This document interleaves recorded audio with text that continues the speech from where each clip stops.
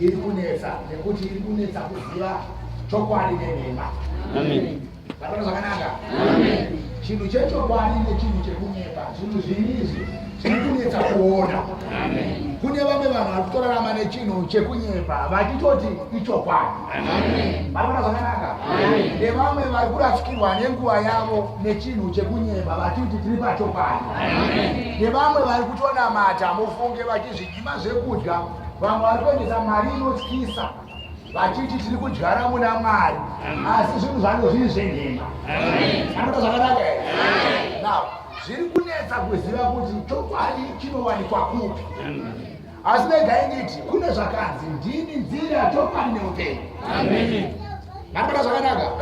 Mambo Jesu vakataura ndini nzira, chokwadi neupenyu, kubvira kuti ani nani achada kunamata ari muchokwadi anofanira kuti anamate ari muzita raJesu.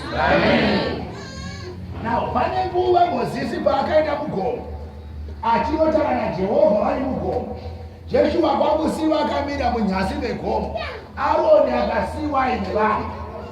Zvinonzi nguva yakatora Mozisi ari mugomo yakareba pane zvaitaziwa nevanhu, kusvika vanhu vataura newakanga achiona anonzi Aroni kuti Aroni ndiwo atinaye pano, uyu Mozisi kwaakaenda hatizivi. Dambudziko ratinaro maKristu, vanhu vanotenga chinhu chavanoona. Vanhu zvakanaka murashi. Ngandipinde mumharidzo iyi nekuti kune munhu ari pano aneta nekunamata asi haasi kuona chaari kunamatira.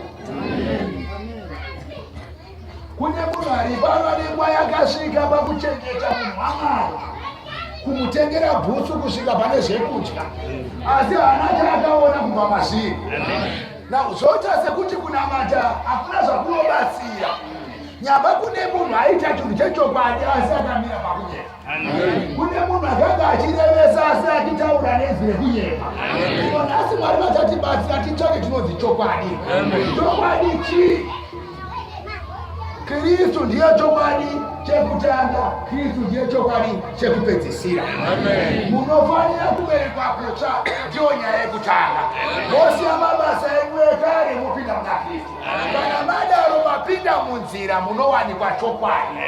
Nzira yaunofamba ichataura kuti uchawanei. Ukafamba munzira yemari uchawana mari, ukafamba munzira yerufu uchawana kuchema, ukafamba munzira yekutambudzika ucharamba uchitambudzika. Vamwana zvakanaka. Chandichakubatsira nacho pano nhasi handichakupi basa pakambani nekuti handina kambani, handichakupi kambani nekuti ushandire nekuti handina kambani, handikupe murume nekuti handina mwana mukomana mukuru ndikupe murume. Handichambokuiti hama yangu ndichakupinda munzira yazvinowanika.